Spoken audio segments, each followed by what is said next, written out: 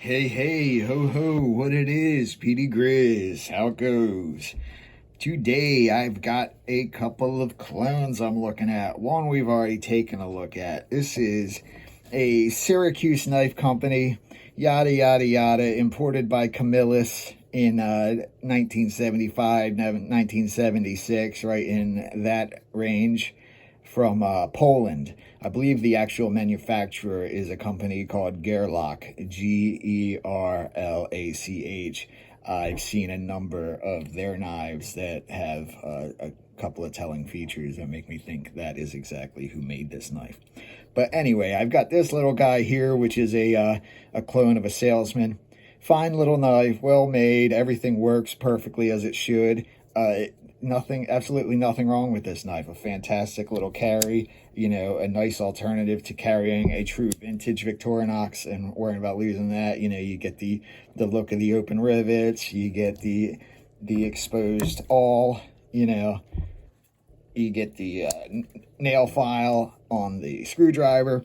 Fantastic little getup. Now we move on to something that's not so great. This is essentially a recreation of an early champion. It's hardly a champion of anything. There's a good reason why I have the scissors and the long nail file out already, and it's because they are super pain in the ass to reach.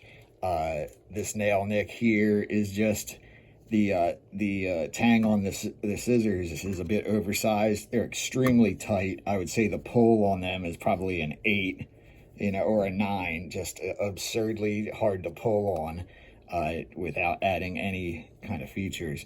I mean, the scissors are kind of stubby like the other ones, but they work just fine once they're open. But the thing is, getting them open is a friggin' nightmare, and you will not see them again in this video because I have to use a little pry tool to get them open. Same thing with the long nail file. It's cool that they brought this feature over from the early Victorinox knives. The long nail files are highly sought after on Victorinox knives, but this one is just super hard to open. You just can't get enough of a grip, enough leverage on it to get it open once it's closed. It's very hard to do it without just busting a nail. But anyway, we can still look at the rest of the tools. So what we've got down here is the exposed style awl. Again, we've got the 4 exposed rivets with the eagle, which is featured on the Polish coat of arms. And I assume they kept it because the eagle is also a symbol of American patriotism. We've got a stubby but quite sturdy little corkscrew. Then on the front, we've got a lobster claw style can opener. Kind of their theme of these knives is everything's a little stubby but quite sturdy. So everything's a little short and stumpy, but everything is built very well. Then we've got the classic bottle opener screwdriver combo. Very interesting how narrow they went with the tip of this. It does have the wire stripping notch, does have a bit of sharpness on the one edge, so it appears that would actually work. Which, I believe it or not, I see plenty of these clones that they put the notch in them, but don't even bother to make it actually function. So it might as well just not be there. And we've got the metal file, metal saw. Haven't tried it out personally. It feels, comparable to a Victorinox in material. The only way to tell, really, it looks like it's been used, actually. So I assume it'll cut, iron and, softer metals and stuff with no problem. I highly suspect that it would not last very long cutting any hardened material, but that's not what they're made for anyway.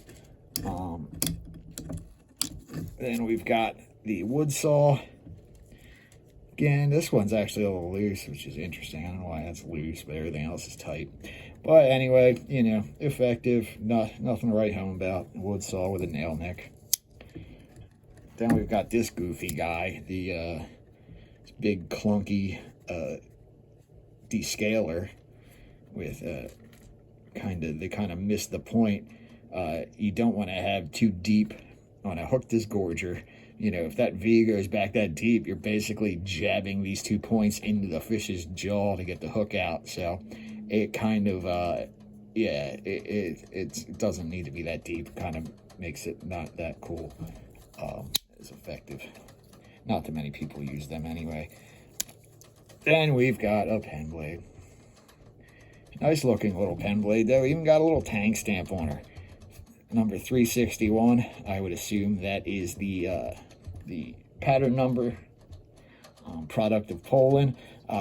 This stamp is why I think it's a Gerlach made. I've seen some other Gerlach names, and the way their product of Poland stamp and their pattern numbers are stamped looks very identical on the ones I saw. And then let's see if we can even get this guy out. Yeah, another hard guy. That's a tough pull, probably a 6 or a 7 pull on that. And Syracuse Knife Company. Made in Poland, imported by Camillus for sale in the U.S. to take a bite out of that sweet Swiss Army knife market. Because, believe it or not, the average person doesn't give a rat's ass about Swiss Army knives. And if they are going camping, they might think, hey, you know, I should get a knife. And they might grab the first red knife they see. So, that is what we've got on this thing. Basically, it's, you know, I give them an A for effort and a D for effect. You know, that's just, that's the problem with a lot of these clones is once they start getting over 3 layers, some even at 3 layers, they have problems. They start to run into problems with the layout and having the tools be tight. You really learn to appreciate the precision that goes into Victorinox and Wenger knives when you try some of the cheapies out, and you see that it matters. The fitment, you know, the tolerances all have to be very tight, or you end up with a loose knife that's barely usable. And that's what we have here. A cool looking knife that's barely usable. So that makes it just about effing useless. Anyway, it'll look cool sitting on my shelf. Thanks for watching. I'll see you in the next one. BD Grizz out.